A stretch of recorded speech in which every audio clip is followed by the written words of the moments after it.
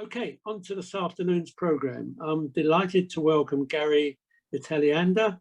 Gary is going to present some images and anecdotes illustrating the fascinating people and organisations he's worked with during the last 30 years.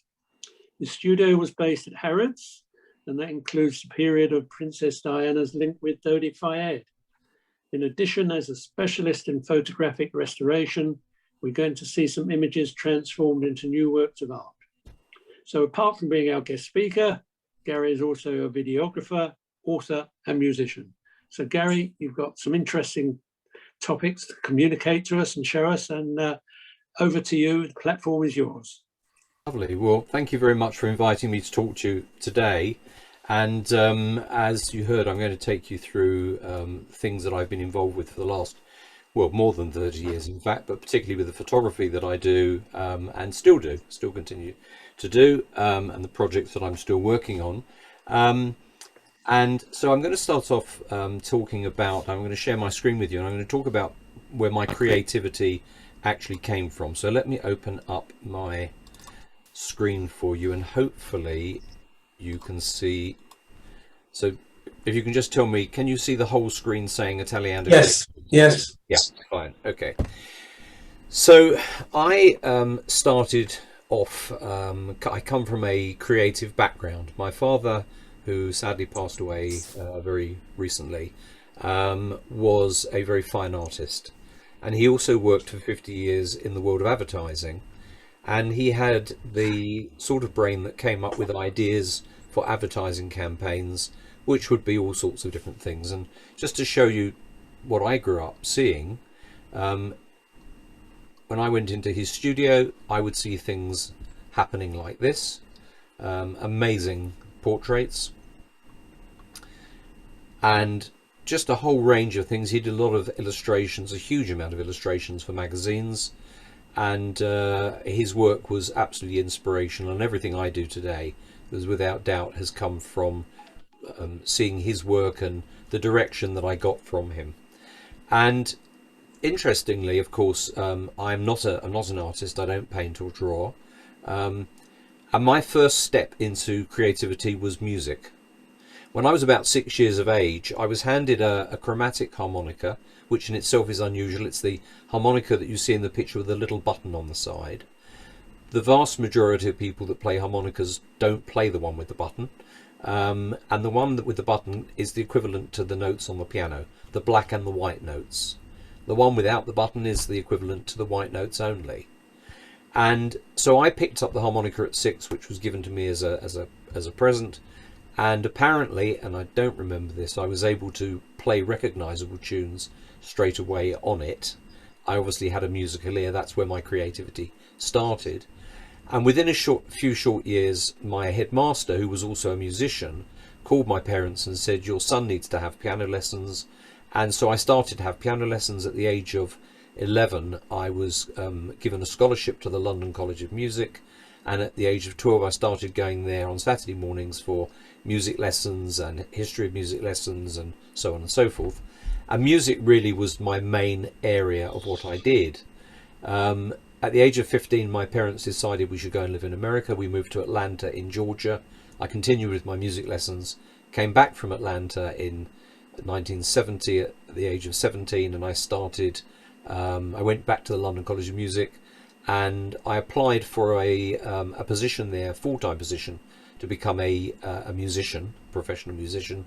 And the person that actually auditioned me was a man by the name of Lloyd Webber, Andrew and Julian's dad, who was an amazing musician in his own right.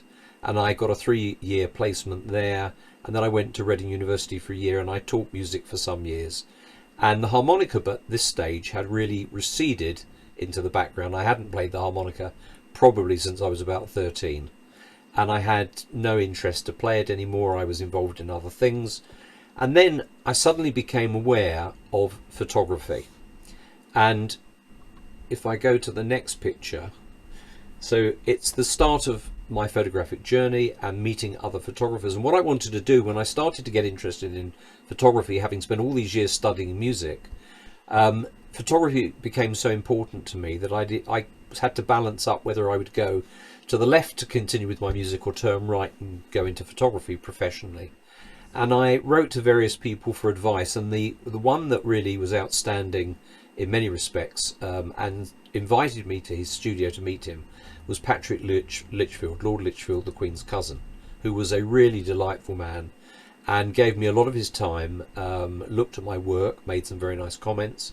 I met him again about 18 months later, by which time I had started to work professionally, and I know from the way that he responded to me and treated me that he was very taken with my work, and even asked my advice about cameras and all sorts of things. So that's how I really started to make the shift into photography. And I started at around this time. My wife and I had just moved into a new house, and this was the day that we moved in, and I made the decision I would work from home. And my father suggested building a studio in the garden, and this was the garden on day one. And I wasn't quite sure whether that was the right thing to do, but anyway, I set about building a studio, set about doing something with the garden, and within a short space of time the garden looked slightly different. It looks like that. And that's actually my studio where I'm talking from today. I'm still here all those years later. And clients over the years, I've had all sorts of people come to the studio, some people locally. And in fact, when I went into Harrods, as you'll hear more about later, I actually had people from Harrods come to check me out and see my work and see how I worked and where I worked. And this is exactly where they came to. They came to my garden studio. So my interest, when I started, I was interested to photograph everything under the sun. But over a period of time, I started to take an interest in a particular direction, and that was portraits. And I decided at the beginning of my career that I would start off my working life doing an exhibition, and the title of the exhibition that I came up with was Jewish People in British Society. And that meant contacting people that might be prepared to sit before my camera for me to photograph.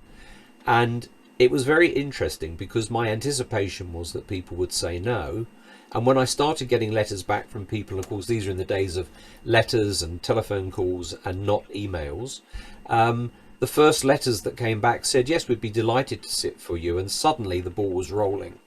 And one of the very first sittings I did were for Sir Sigmund and Lady Sternberg. Now, the place that I was going to have the exhibition fell through, and I was invited to a private view at the Sternberg Centre in Finchley. And I didn't know Sir Sigmund Sternberg, I'd never met him. And at the private view, Sir Sigmund Sternberg was there and suddenly approached me. And apparently when he approached me, the whole room went quiet to see who he was going to talk to.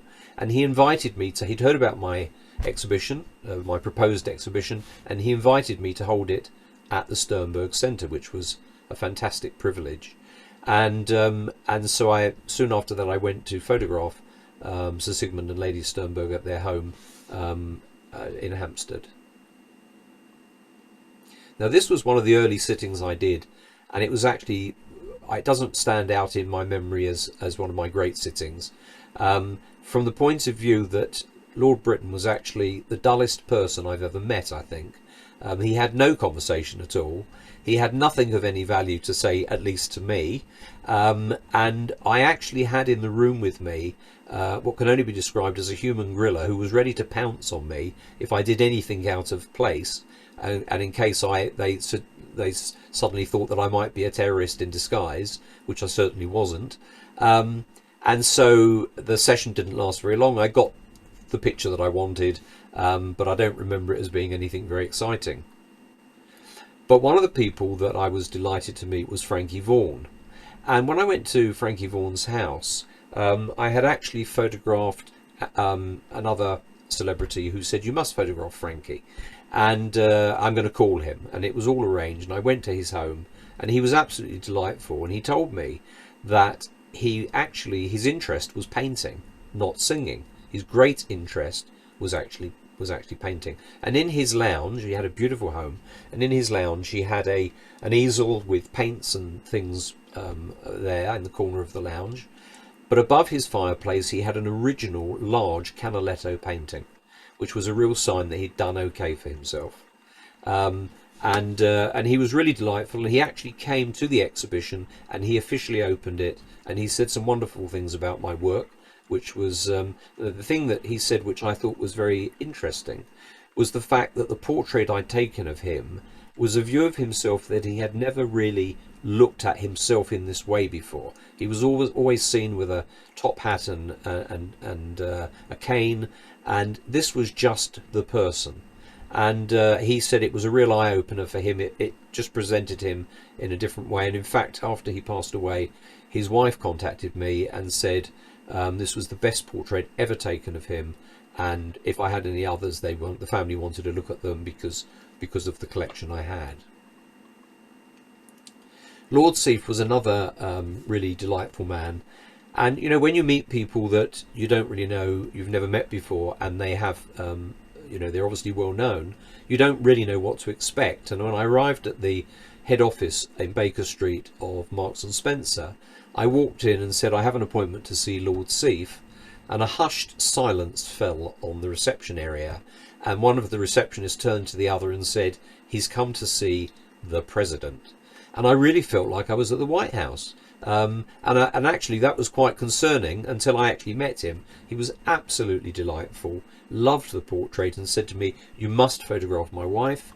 And soon after that I went to their London home, and there's the portrait I did with Lady Seif, who was also delightful. And this is a portrait which I like very much, because the staging of it is something that works very well for me. If I move to the next portrait, well, Lionel Blue I had actually known for some time, because my mother many years ago worked for the Reform Synagogue movement when Lionel Blue was a trainee rabbi. So we'd met previously, and I asked Lionel to sit for my exhibition, and I did this actually at the Sternberg Centre.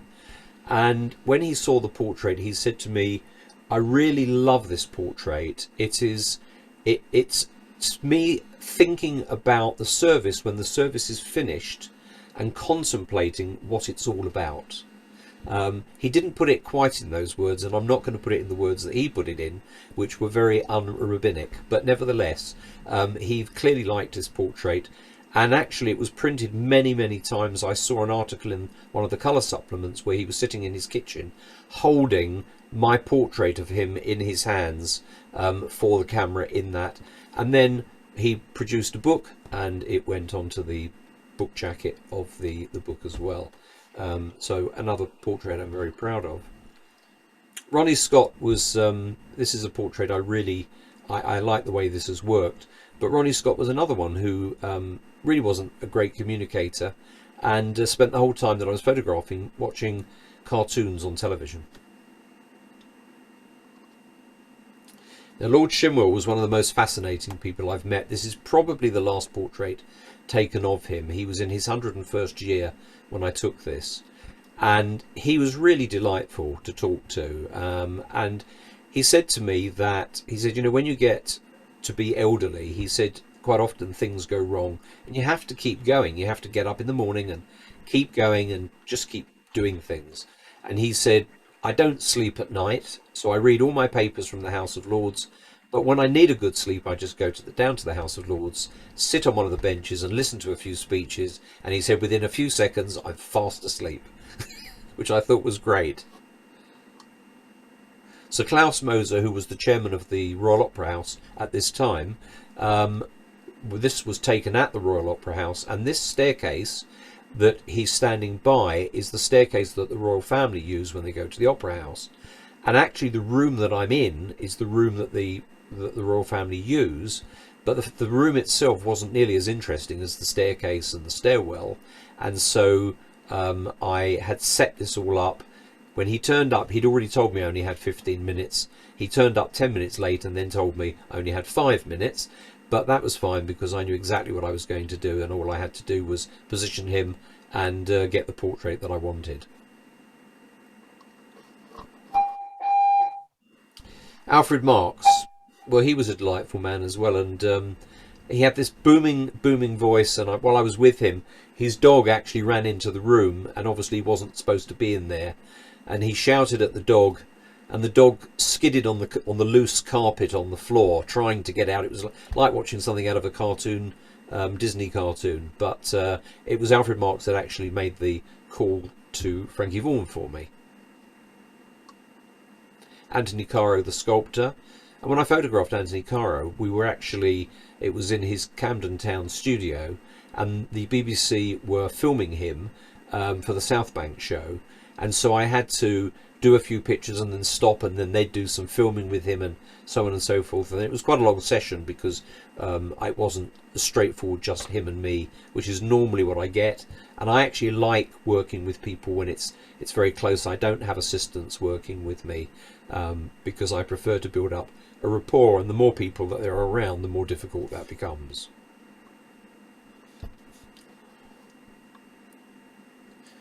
Meeting other photographers. Now, I don't know why that slide is in there, because that's not supposed to be there. Sorry about that. Lord Weidenfeld. Well, George Weidenfeld, owned Weidenfeld and Nicholson, or was a partner in Weidenfeld and Nicholson. And when I contacted him initially, it was the time of telephone books. And the thing about the telephone book is you could look people up. So I looked up Weidenfeld and Nicholson, and I suddenly discovered that above Weidenfeld and Nicholson was George Weidenfeld, his London address, his phone number. Can you imagine that today? And I phoned up, he answered the phone, I explained what I was doing. He said to me, of course I will do that, phone my office and tell them I've agreed, and they'll book a time. I went to his home. This was taken at 8 o'clock in the morning. He came out of what was clearly his bedroom, already dressed like this and smoking a cigar at 8 o'clock in the morning for his first appointment of the day. And I went back to see him a week later for breakfast with him. He loved the portrait and said, there are a lot of people that you have to photograph, and my secretary will write to all those people on your behalf and arrange it. So this ball that was rolling was just, things were just happening.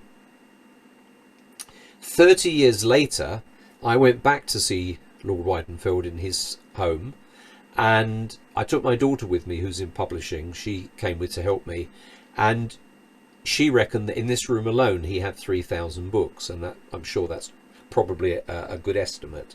And again, he was just so delightful. And when I took the photographs to show him 30 years later, these were no longer photographic prints. I showed him the results on a computer screen in his office in central London, and he called his staff in and said, I want you to see these portraits. They're the best pictures that have ever been taken of me. And of course, those kind of accolades are always very nice to hear. He was very, very charming, very, very charming man, and very keen to do whatever I wanted, whatever I was asked him to do, he was happy to participate in. So this is something very special. My father and I had discussed, that's my father with me on the left, with Bob Holness, who you will probably remember. Blockbusters was the TV show that Bob did, and Bob lived in Pinner, and I had an opportunity to meet him, and we became friends. And in fact, on various occasions, Bob was asked to do something with photography and said, I will do it, but Gary has to be the photographer, which was, of course, lovely.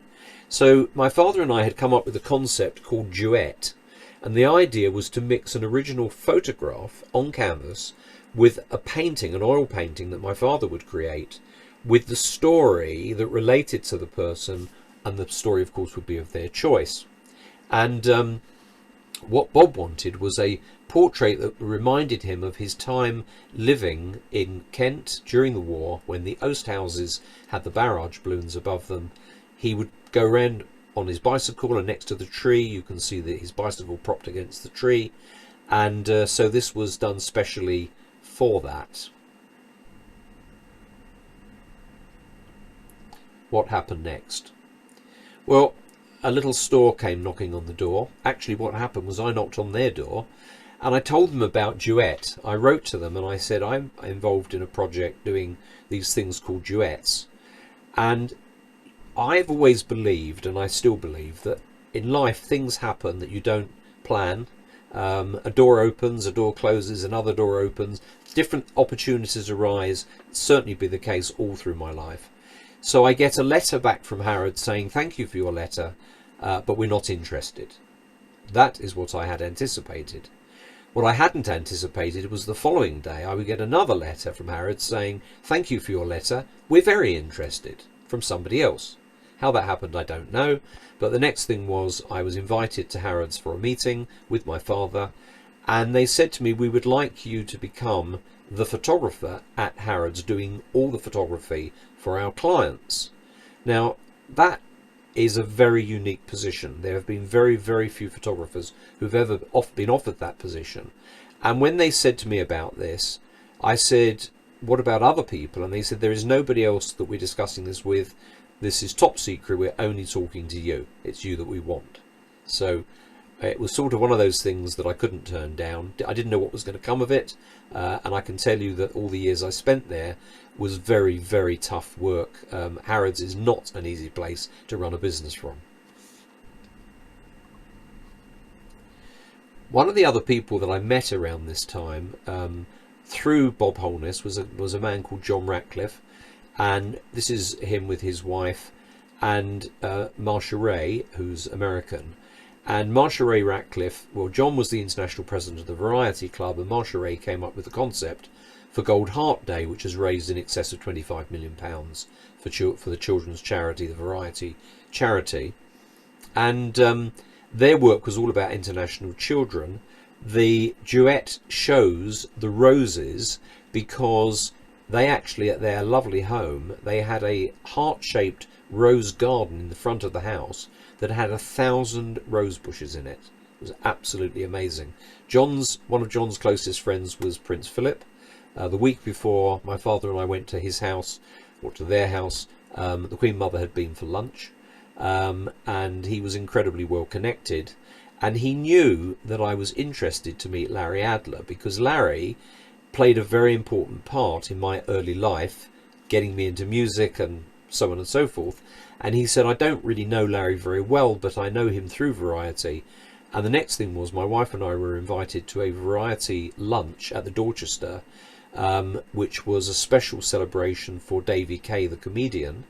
Davy Kay's close friend, Dr. Christian Barnard, was the guest speaker, and Larry performed during the lunch. And at the end of the lunch, I was introduced to Larry, who said to me, "Here's my phone number, call me and let's meet." And the next day I phoned him and he said, "Why don't you come for lunch? Come for coffee." And I said, "Well, I don't even know where you live, Larry." Now at that stage my studio was in Primrose Hill and Larry was living in Chalk Farm, about a 4-minute walk from where I was making the phone call, and I was free at the time. So 10 minutes later, there I am in Larry's flat, and we also became friends, and that was a very fascinating period for me.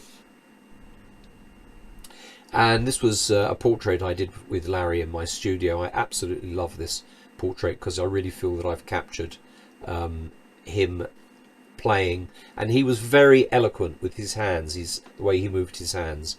And we talked about doing a duet. Part of the reason for taking the photograph was to do a duet with him, and so this was the duet where the painting, he wanted Porgy and Bess. Larry was a very keen tennis player and said, "I have to have tennis in this portrait," which is why a tennis racket and net appear on the left. And my father felt that because of summertime in the Porgy and Bess opera, with the butterfly being summertime and also Larry fluttering his hands when he played, this was how we created this portrait. And when Larry died, I actually wrote a book about Larry called Reflections, and I wrote it as a tribute, and I invited others to contribute to the book. And as you can see on the back page, Sir George Martin, Sting, Sir Michael Parkinson, Itzhak Perlman, Julian Lloyd Webber, and many, many others actually wrote for the book. And in fact, Peter Stringfellow, who was a friend of Larry's, invited me to hold the book launch at Stringfellow's, which in itself was something very, very unusual. While at Harrods, I was photographing people from all over the world. I've photographed all the Middle Eastern royal families, members from all the Middle East royal families.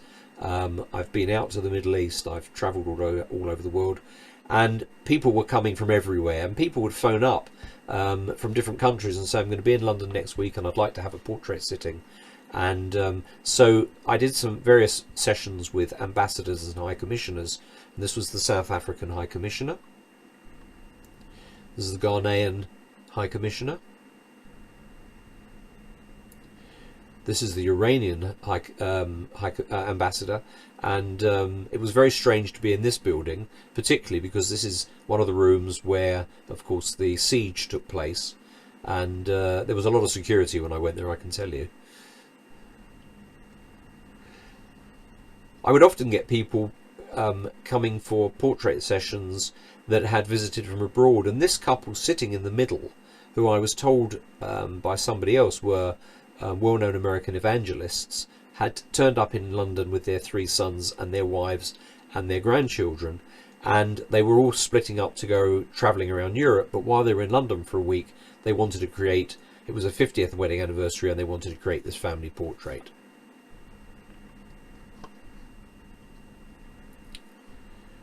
This lady's name is Renee Firestone, very interesting lady. My sister ran the Shoah Foundation for connected with Steven Spielberg, and Renee was a Holocaust, or is a Holocaust survivor, who did a lot of work talking in colleges and universities about her work and her experiences. And she did so much work with Spielberg that one day Spielberg phoned her and said, "I want to take you out for the day. Do you mind if I bring a friend?" Of course she said, "That's fine." And he turned up with Bill Clinton, and they went out for the day, as you do. This is nothing much to say about this. This is a studio portrait, and what I like about working in the studio is the way that I can use my lights. But I do a lot of work on location, probably do most of my work on location. These children, 2 of these children I photographed, in fact 3 of these children I photographed as babies. This was the 4th baby to come along, and this was for the family from the Qatar royal family, who were absolutely delightful, and I did a lot of work for them. This was actually my assistant who had left me and had a baby and came back to the studio for some portraits. This was taken at the home of a Ghanaian family, and this little girl, who was good fun to photograph, in their hallway they had this lovely table with all these musicians in the background, and I thought it would be really nice to just sit her amongst them. And again, it's a portrait that I really like. I think it really works well. Another studio portrait, again centering on the lighting and the effects of the lighting. This was actually done for a school. I photographed all the children for a nursery school, and these are, well, as you can see, it's slightly different to the normal standard school portrait. Another family portrait at home, 2 families put together. And then these some children in my studio in London, in Primrose Hill. They say that you should never work with children and animals, and the answer is it always comes down to patience. If you wait long enough, they behave themselves and you get great pictures. The little girl you saw sitting on the table just now, this is actually her father, who's a very, very wealthy Ghanaian businessman. And when I met him, this was the first time I met him, he said to me, "This is how I am known in this pose, and this is the portrait that I want for my wall." And so he got what he wanted. Another studio portrait. Again, I like the striking lighting, the effects of the face coming out of the darkness. I actually went to Kuwait City many times, and this was a family portrait I did outside the front of the family home. A 3-year-old who was just really stunning. I don't think there's a lot more I can say about that, but she was in the studio, and just very easy to photograph. Another studio portrait. And this is actually my daughter. I've had a lot of work published in magazines and books, and this was a portrait I did in my studio, and the umbrella that she's holding, I wanted it to match what she was wearing, and actually the umbrella is brown, but I lit it to be blue, and the background is black, and again the lighting of the blue gel has put a little bit of blue in the background. And another one for the book. These pictures were to explain how the photographer has worked. The only thing was that when they wrote the book, they completely ignored how I worked, even down to the camera that I used, and I wasn't very happy about that. And then Anita Bruckner, the author, called me to do a portrait for her book jacket. So I want to show you a few of the corporate pictures that I've done. And corporate doesn't just mean big companies, but it means business, as opposed there's a business reason for doing the portraits rather than just the family wanting a portrait of their children. And this was with Alvin Stardust, the pop star, who came to my studio, and he said, when he called me, he said I've always wanted to be photographed with a Harley Davidson motorbike. And I thought, well, that's a problem because I don't have one of those. So I phoned up Harley Davidson and I said, I'm going to be photographing Alvin Stardust next week, and he tells me that he really loves your bikes. And much to my amazement, they said, where would you like it delivered, sir? And sure enough, next week a huge truck turned up with a Harley Davidson bike, which we couldn't photograph at my studio. So we went off to find some woods locally, and I was able to photograph him in the woods with the Harley Davidson. And I did a whole series of pictures with him. And this is a pop group that was being put together, and these girls came to the studio, and my job was to take a whole series of photographs of them and then create some material that they could use. They were going to be called Like It Is, and the name that they're their names, their real names, and we did a whole series of things with them, and they were great fun to work with. In fact, the funny thing was I was told that this girl would probably not turn up or turn up late, and she was the first one to turn up and was extremely professional and did everything that was asked of her. And these are the very typical things that one creates for people that are going to be pop singers. I did a project that I was commissioned to do, which was to photograph well-known footballers, which was all well and good, except I don't have any interest in football at all, and I actually probably don't know most of the names that one comes across in football. I had fortunately heard of Gordon Banks at least, and Peter Bonetti, who I was also going to meet. And they said to me, as you're going to be going to these people's homes all over the country, you need to do video as well. And at that stage, I didn't do video, but it was what started me doing video. And I started doing video interviews with them, which I found very fascinating. And now I do more and more of, and I absolutely love. But my main thing is portraiture. And so I did a series of pictures with Gordon Banks, who was very quietly spoken, but very charming. And with Peter Bonetti, and with George Cohen. There was a whole group of about 20 of them. But with George Cohen, I'm just going to show you, play you a little bit of the video that I did with him.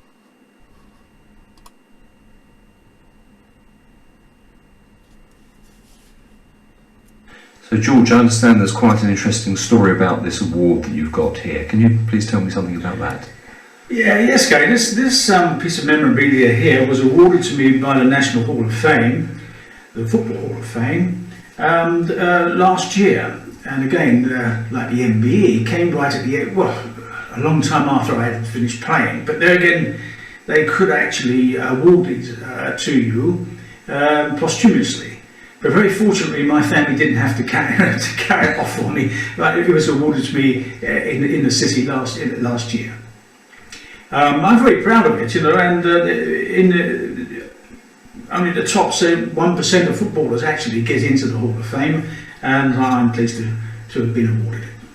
Can you just mention one or two of the names that... Well, of course, there was Stanley Matthews, Johnny Haynes, particular favourite of mine, of course. Bobby Robson, unfortunately, he just died, but people like that, Stan Mortison, Tommy Lawton, Len Shackleton, all guys from yesteryear, but very, very well known to me, maybe not to young people today, but certainly wonderful players in my time. And of course there are modern players like George Best, Bobby Charlton, Bobby Moore, people like that. And it really means something to me to be in with those sort of names and players.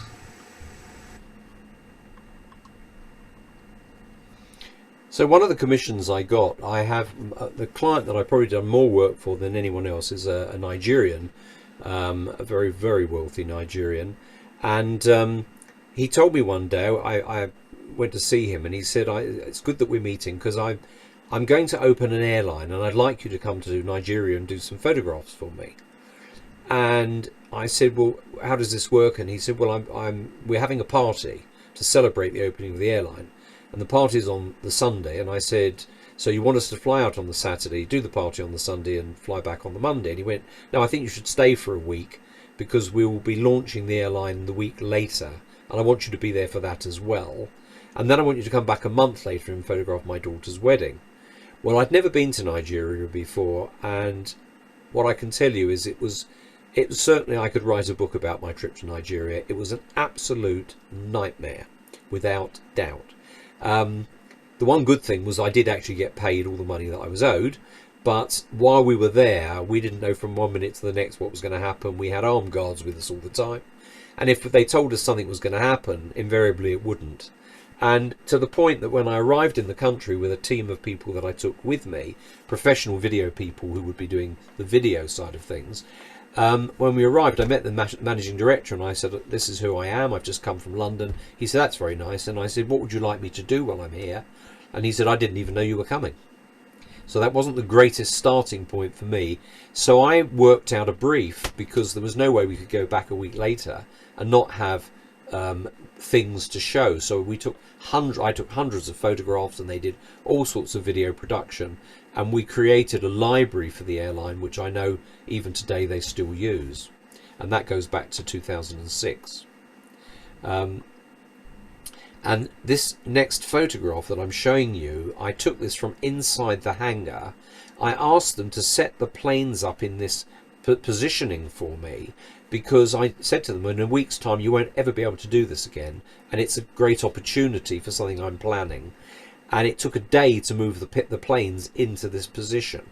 Apparently I annoyed somebody tremendously who had to do that, be responsible for it, but it allowed me to do this next photograph, which again is something very special, and there are very few airlines that will ever have had such a photograph taken.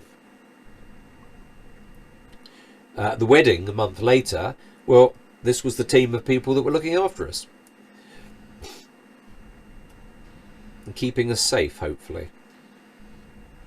And then I got a call from the chairman of the company, my client, to say, can you come to Seattle? In fact, he didn't quite say that. His secretary called me and said, when you come to Seattle next week? And I said, what do you mean when I come to Seattle next week? She said, well, I've been told you're coming to Seattle next week. And I said, well, nobody's actually asked me. But yes, we will come. And again, I flew out there with a team of people.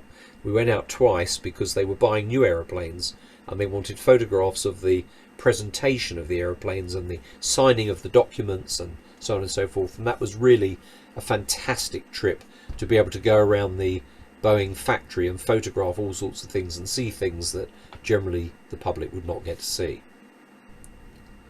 I was also selected to be the official photographer for a visit by Princess Anne to Harrow for the opening of a new building, and it was very carefully managed, stage managed, the way they did everything. And actually inside the building it was very, very tight space, but she was really delightful and very easy to work with. And at the end of this session, they'd said to me that one of the people who worked there was going to be, it was actually the Citizens Advice Bureau, one of the people there was going to be given an award, but she was a bit of a difficult character, and they hadn't told her about it. And at the end, at this point here, once the unveiling had taken place, they asked this lady to step forward, and she said, believe it or not, if I'd have known this was going to happen, I wouldn't have come. And Princess Anne answered, and that's probably why they didn't tell you, which I thought was fantastic. I did a project with Steinway. In fact, I do a talk about my Steinway experience, and I spent 2 days in the factory in Hamburg photographing the whole process of why it takes a year, and how it takes a year, and why it takes a year to build a Steinway piano. I was very fortunate as a music student to actually buy a Steinway, which I had for a number of years. And as part of the process of doing that, I actually got to meet and film and video chatting along with some very well-known people. This shows the inside of the factory where the wood is stored for a year before they start to even work with the wood. It's all very specially selected. And then at the end of the year's process, here are the finished magnificent items of the pianos for selection. And in the work that I was doing, I managed to arrange to meet Vladimir Ashkenazy, who I met in the Steinway London showroom. He was delightful. And Lang Lang, the concert pianist, who is probably the biggest name on the planet at the moment in terms of the piano. Apparently, when he played at the Beijing Olympics, 40 million Chinese took up piano, which is a staggering statement. Steinway said to me, that is why when Lang Lang walks into a hotel anywhere in the world, there's a Steinway piano waiting for him. Quite amazing. Restoration is one of the things I really love doing. I'm doing a big project at the moment where I'm creating 2 books for a family. And so this is about taking an original photograph that is damaged. It might have faded. All sorts of things might have happened. Sometimes I get to deal with very significant portraits and images. And this one is taken, it's in a Russian hospital, 2 nurses with some patients. But the special thing about this, the unusual thing I should say about this portrait, is that the 2 nurses were daughters of the Tsar, and sadly they were put to death with the rest of the family. And that's the portrait once I had worked on it. And just go back to the previous one, I've finished it off, I've enlarged the edges, I've made sure that bits that are missing are put back, changed the quality of the picture, and it can now be printed as a new work of art for people that want to do that. And on this one I was asked to remove the bridegroom because the plan was to have a portrait of the bride with the bride's mother, and the picture of the bride's mother actually needed some restoration. It wasn't terrible, but it needed some restoration, and I suggested to the family that what they would do is to have the 2 portraits in 2 ovals in one frame. And what we ended up with, in fact, was that. I should say that also, with regards to that, I've done work for King Hussein and Queen Noor and various other specialised pieces of work. I've been involved for many years with charities, Great Ormond Street. I was involved for 10 years with the Hope charity for children with learning disabilities. I created a special thing called Family Portrait Week in association with the Variety charity, and more recently I was involved with Success, which is a children's charity for children with brain tumours. With the Family Portrait Week project I did, which was a national project, I needed the support of people like Gordon Brown to spread the name of it, and I got this letter from Gordon Brown and this letter from David Cameron, who at that time was the leader of the opposition. And interestingly, I was told that to launch it we needed to do something special, and I managed to get Princess Michael of Kent to come and do the official opening, which was a very special thing to have happen. I've taken an interest in flowers. This is purely for me. I love photographing flowers, but I wanted to do them in a way that you could study them rather than being in a garden. I wanted to really be able to appreciate the beauty of the flowers, and so these are a whole variety of portraits that I've done actually in the studio. And because I work with people, sometimes it's nice to include a person with the flower, and of course I match in the colours where they're wearing things that are appropriate. I find the appropriate flower to work with. And the picture on the right, it's very difficult to set a baby into a flower. It takes quite a lot of work. They don't turn up like that in the studio. And then of course the young lady on the left made it look like she's sitting on the leaf, and that includes adding in shadows under the hands to make it look like she's really there, although of course we know that she isn't. So thank you for listening. I think we've had our 45 minutes, and time for any questions. Gary, thank you so much for that very interesting and very different presentation.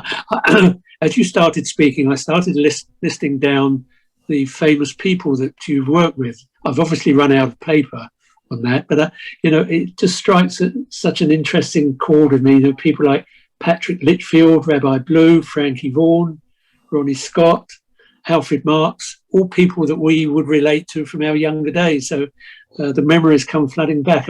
I particularly written down the one that you quoted from Manny Shinwell. Yes. I did like the quote that he said, as things get older, things start to go wrong, but you have to keep going. And I think that's a good message for us all in reality, isn't it? And I suppose the other thing that was interesting, your garden, the transformation, it's like an Alan Titchmarsh restoration project. It's the before and after. The funny thing is that with that first picture you saw of the garden, I called a local gardener in, and I said, how much will you charge to sort my garden out? And he took one look at it and said, you must be joking. And by the time I had done all the work on it, I thought I don't need a gardener, so I still do it all myself.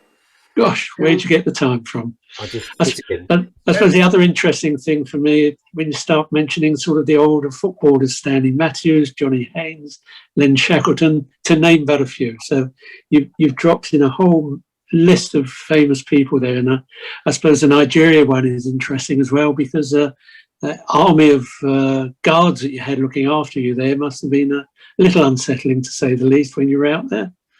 It was certainly something that I had not experienced before anywhere. And funnily enough, a few years before that, the client had asked me to go to Nigeria and then turned around to me and said, it's too dangerous, you can't come at the moment. And I now take the view that actually I have no desire to go back, having done 3 trips there. I've done my bit. Gary? Right, Peter Hanneman first. Thank you, Gary, for a very interesting presentation. I like photography myself, because when we go away on holiday, which hasn't happened for over a year now, but I usually have my camera and take snaps of landscapes and buildings. But I tend to work instinctively. I don't spend much time, and I find that is the best way for me. But when you're taking portraitures, I assume it takes you. Can you explain how you portrait, how long it takes you, and if you follow special rules? Right, so it depends what the purpose of the portrait is. If it's a commercial portrait, generally people are working and they've slotted in something into their diary, and one has to work quite quickly within that time scale. If it's a family portrait, that doesn't tend to be a limitation. But the first thing I do when I walk into any area that I'm going to photograph is my eyes are already looking around to see if I'm going to need to move things, what's going to make an interesting photograph. Because you have to remember that if you think about a film that's made, let's say it's a film in which somebody's going to be murdered in the film, and it looks horrifying, but actually there might be 30 or 40 people around holding it, not at the moment, but in the old days, holding lights, drinking cups of coffee, holding microphones and so on. But the camera sees something specific. And that's what I'm looking for when I'm doing my portrait. So how I'm going to position people, if I'm doing people, portraits of people, the way that you relate to people, the positioning of people, the way that you get them to respond to you is the art of photography. Using a camera is part of the process. It's like driving. How you actually drive a car is one thing, but if you become a really specialized driver, maybe a police driver, or an emergency driver driving an ambulance or something, your skills need to be honed differently. And that's exactly the situation for me. I'm always looking at how I can get the best out of people. And actually, until I go click, nothing that happens before or after really matters. And I tell you what's really fascinating, it's something that occurred to me a long time ago, is that, as you will know as a photographer, you normally shoot a photograph. Let's say you take a picture at a 60th of a second. If you take a whole series of pictures at a 60th of a second, and you go away for a week and you take 60 pictures, what you've actually recorded is only 1 second of time, because each picture is a 60th of a second. And that's quite a fascinating thing. And I've had sessions which have gone badly with children, and the parents at the end of the session have said, you can't possibly have got anything that is worthwhile. But what they don't appreciate is that what I'm capturing is such a split second in time that as long as I've captured the correct split second, what I'll end up with can be a great set of pictures. And that's, I'm glad to say, that's what happens. Harry, Brian Nathan has asked what cameras you use. So over the years, I've used a whole group of pictures. When I started out, we had a family friend who was also someone who worked with my dad and was a very well-known photographer.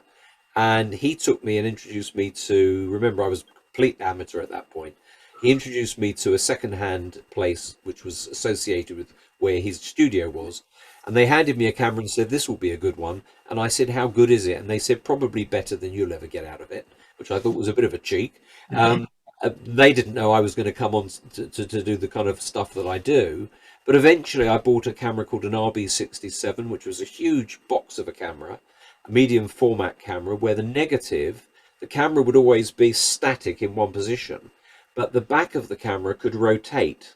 So the film would either be in landscape or portrait, and you could change it purely by rotating the back. But when we went to digital, when we switched to digital, everything changed dramatically. And I now have been using for the last 10 years Canon equipment, which I love.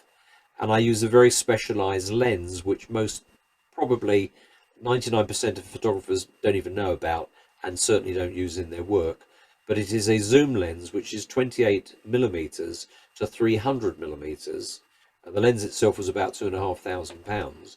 And not only is it a superb quality lens, but it means that when I'm working with people, I can be in a wide angle or a zoomed in position without having to fiddle around with lenses and disrupt the way that the flow of the sitting is going. Rita. Yeah, I just want to ask a question. Did you ever develop your own pictures? Do you do your development, or you just take the photo, somebody else does what they call in the old days used to be the dark room, isn't it? Yes. Well, to be honest with you, I never liked the dark room. I always felt completely uncomfortable in the dark room. I did a little bit of development, but I never enjoyed it. But I've always taken the view that laboratories, I work with the very best laboratories around. The quality of the work that I produce is, I would argue, is as good as you'll find anywhere in the world. And I'm very demanding of the people that do my work for me. And consequently, I've always used laboratories because the laboratories, firstly, they probably invest £1 million+ into the equipment that they use, which is no way a local photographer is going to ever compete with. But more importantly, they're producing their work every day, all day long. And so their job is to get the best quality out of what you have produced. And the other thing nowadays, of course, is that all the processing is done on the computer screen. So when I now send a picture to my lab to be printed, all the artwork and all the finishing and the processing, I actually do myself here in the studio, and then it gets sent to them and they do the printing. Thank you.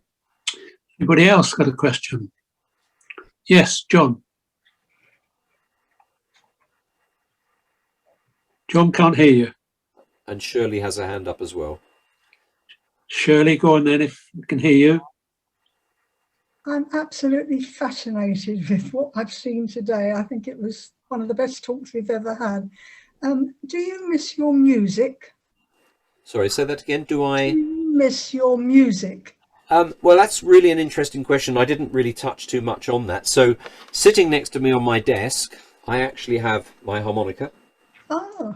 And funnily enough, after Larry Adler died, and I had that in 2001, I hadn't played a harmonica since about 1962. And I decided that just occurred to me I wanted to start playing again, which I do. And I play regularly now. Actually, I'm actually recording a harmonica album. So it is something which is really has become very, very special to me. And I don't normally do this during a talk about photography, but if you'd like me just to give you a very quick blow on the harmonica, I'm very Yes, happy. please. So, how about a sing-along one?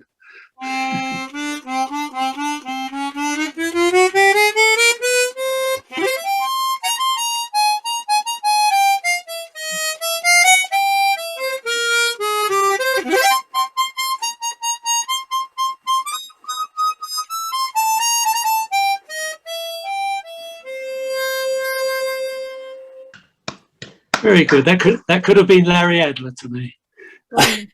Not to him. Daphne, did you have a question? Yes, I'm back. Oh, go on, John. John. Okay, Gary. Yes. First of all, I must tell you our greatest appreciation for what you've seen today. Thank you. It was an eye-opener. It's a pleasure. A friend of mine invited us for dinner years ago, and your father was there. He knew my friend very well. And he brought a book with him. And in that book, he showed us the illustrations he did. And I must tell you that it is the best illustrator I have ever seen. And he told us about his career, what he does, and it was fascinating. So it's running in a family, isn't it? It is. And in fact, my father had a very unusual wartime experience, which I'm writing a book about at the moment. And it took me many years to convince him to allow me to write the book, because he was very concerned that he would come across as a war hero, which he wasn't. But eventually I managed to convince him to let me do it. And he illustrated the book with cartoons, and Dame Vera Lynn wrote the foreword for the book. So it's going to be, I think, a very fascinating book when it's published. Yeah. Daphne, or it's Jeffrey. Go on, Jeffrey.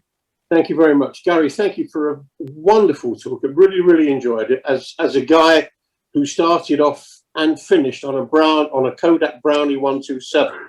That's the extent of my understanding of photography. But I was fascinated for you to mention your time at Harrods, and I don't know if anybody else feels the same way. You tended to, I think, kind of gloss over that. It clearly wasn't your happiest times there, or that's the impression I got. Would I be right there? That you weren't there? It was a very difficult place to work. It was a very strange place to work. There was actually, during the Al-Fayed years, which is when I was there was a fear running through the store. People were terrified of him. Really? I wasn't, because I'm not bothered by people in that way. I was also the managing director of a company based in the store. And I used to see Al-Fayed every day. He used to walk through my department every day with 6 security guards who would push people out the way if they got in the way, even if they were customers, which invariably they would be. He never once spoke to me, but he would always give me a nod, and I would give him a nod, and that was our communication. Very good. But it was a very difficult. The thing about it was that we had one chair in our department. We didn't have a bigger department because I didn't do any photography actually in the store. There was no space to do photography in the store, and so when we had one chair there that was there in case a client came in and wanted to sit down. And one day, because I was often not in the store, I had staff there. One day I came in and I said, "Where's the chair gone?" And they said, "Well, a manager came along and decided we couldn't have the chair anymore." And I said, "But we've only got one chair." So a row took place in writing that went on for about 6 months, after which my chair came back. And that, if you're running a business, you just don't need those kind of headaches. So that this was day-to-day things. I mean, they were just things that happened that were just very difficult to deal with. The other thing was that I would have on the walls in the gallery, I actually had a gallery there. I had lots of photographs, of course, and periodically I'd say, "Well, I think I'll take this portrait out. I'll take that home this evening. I'll bring in another portrait." Well, to get something out of the store and to get something into the store through security was just a complete nightmare. And eventually, when I left Harrods, I decided that I couldn't stay there any longer for a whole host of reasons, and that erupted into a huge row with the store, with the management. But the outcome of it was that clients were saying to me, "We're so delighted we can deal with you without having to deal with Harrods." Sure. And but I must just tell you, I had a very funny thing happen. I had a princess come to me, and in Harrods you have a thing called the private services suite, where people that are very wealthy can go and shop, but they go in a back door, nobody sees them, and whatever they want is brought to them. So if you want shoes, dresses, whatever it is. So the director called me one day and said, we've got a princess coming to you today, and she needs to be treated very specially. And I said, I treat all my clients very specially, but fine. So she turned up and she said to me, she came in completely covered in black cloak and hood and the full work, nothing over her face. And she said to me, what clothes have you got for me to wear? I said, I'm sorry, but we don't supply clothes. She said, okay, fine. A minute later, the chauffeur came in and I mentioned this to him, and he said, well, that's very odd because we've just been shopping and she just spent £5,000 on dresses for this portrait sitting, which I'm just going to get. So I did the portraits, and then she then called me and said, can you meet me in the opticians in Oxford Street? Because I haven't got time to come to Harrods because I'm travelling again tomorrow. And I said, okay, fine. Because I work totally flexibly and I wasn't in the store anyway. So I go to the opticians, and we sit in the opticians, and between her having her eyes tested, she looks through the photographs that I've got. And she says, I'll have 3 of those, 4 of those. And then she opens her bag and hands me a lot of money in cash. And I said to her, I can't walk through London with all this money. Your chauffeur is going to have to drive me to my car. Oh, of course, she said, that's fine. So I get driven to my car, I go into Harrods, and I say, I've got all this money I need to pay in. And they hit the roof because from an insurance point of view, you can't, because my situation was totally unique. And so all these things together just made working in the store just very, very difficult. And eventually, when I left, it was just like a breath of fresh air to be able to just get on with life and take photographs without all the headaches. And then I started traveling over to the Middle East for the royal family out there and all that sort of thing, and it was just a lot easier. How long were you at Harrods for, if I may just say? I was there for 4 years. 4 years? Yeah. Very nice too. Maybe you'll give us a talk one day just solely devoted to your time at Harrods. I could do, but I don't think there's enough really. I mean, my other talks are about the Steinway piano and and I have a talk about Larry Adler, which is fascinating. Okay. Because Larry's story is amazing. Yeah. Thank you very much, Gary. Really enjoyed it. And I will certainly be in touch when we go back, and maybe you can give us one of your other talks. We'd love to hear it, I'm sure. And I want to say thank you so much, Gary, because it was fascinating. I thoroughly enjoyed it, and I'm sure everybody else did. Yes, indeed. Gary, thank you very much. Thank you for me. Just one quick question for me. If you could choose one person today that you would like to go and photograph, who would it be? Gosh, that's a difficult one. Well, are you talking about somebody who's still alive or somebody who may... You choose. There's probably a couple of people. I mean, I think Nelson Mandela, of course, would be fantastic. But, you know, the thing is that when you photograph somebody, it's not just about taking a photograph of them. They're not an inanimate object. You're building a relationship with people. So I think that Nelson Mandela would be amazing. I think actually the Queen would be a very interesting person to photograph. But for me, you have to break through some barriers before you take... You see, the trouble is with someone like the Queen, you'd probably be told you've got 7 minutes. And it doesn't give you time to build the relationship that you need to build. And if I can finish off with a very lovely story that I heard from Patrick Litchfield. This was a period when we hadn't gone digital yet. There was still film, and he was photographing a wedding. He did a lot of royal weddings, and he was photographing a wedding. And when you set things up, you would use Polaroids on the back of the camera. They would give you an instant review of what you had set up.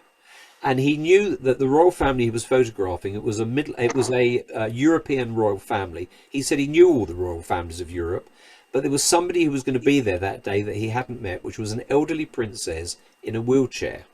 And the plan was that the royal family would come in, and there'd be many of the British royal family there and lots of European royals there. And when you do a portrait like that for a wedding, they stand on numbers. Everyone's given a number, so they know where they're going to go into their position. It's all pre-planned. And there isn't a lot of time, so they come in, they go into their position, and then the portrait is taken. So everyone's come in, they've all stood in positions, and on either side of the platform where they're standing, which is tiered, there are 2 large doors, and the one on the left, looking at the group, is going to open at that point, and the wheelchair with the elderly princess will be wheeled in and put next to the group. Litchfield said he Everything was in place. The doors open. The wheelchair comes in. He takes the first photograph on Polaroid. One of his staff, it takes a minute to cook, as we say. And so while it was developing, he thought he'd go over and introduce himself to the elderly princess that he'd never met. And he walks to the front. And as he's approaching the elderly princess, the mother of the bride or the groom, who is the central figure in this setting, shouts over to him, "Patrick, who's the woman in the wheelchair?" And Patrick Litchfield says, "It's Princess whoever it was." And she says, "No, it isn't." At which point the woman in the wheelchair says, "Who are all these people and what am I doing here?" And she had apparently turned up at this place in a wheelchair, and they just assumed that she must be this princess. So she became part of this royal photograph until eventually they found the right person. Harry, I'm so pleased I recommended you. You didn't disappoint. Are you okay and all the family? Hi, Brenda. Yes, I'm fine, thank you. Yeah, yeah. And I hope your family are as well. Yeah, recovering. Yeah. Brenda, thank you for that. Gary, once again, thank you so much, and we look forward to welcoming you back on another occasion. And I'm just going to leave. Maybe it'll be in person. Maybe it'll actually be in a room together. That would be a lovely thought. Thank you so much. And I'm going to remember the words of Manny Shinwell. You know, as you get old and things start to deteriorate, just keep going. That's a mantra for us all. Absolutely. Okay, just to finish off, can I just say once again, remind you that next Tuesday we're not here because it's Shavuos. As I said earlier on when we started, this will be the first Tuesday for a year that we won't have all met together. So thank you to my wonderful committee for all the hard work they do in putting this together. And thank you all for joining us and keeping us going and keeping us meeting every Tuesday. It's been great. This Thursday we have Current Affairs as normal. Michael Allenek is your host for that. And next Thursday, Current Affairs will be back on, and Ian Daniels is your host for that. So I wish you all Chag Sameach. Hope you have a good Shavuos. And I hope you enjoy cooking or baking the cheesecake that Leslie gave you the recipe for last week. If you want to carry on chatting for a little while, please feel free to do so. Keep well, keep safe, and look after yourselves.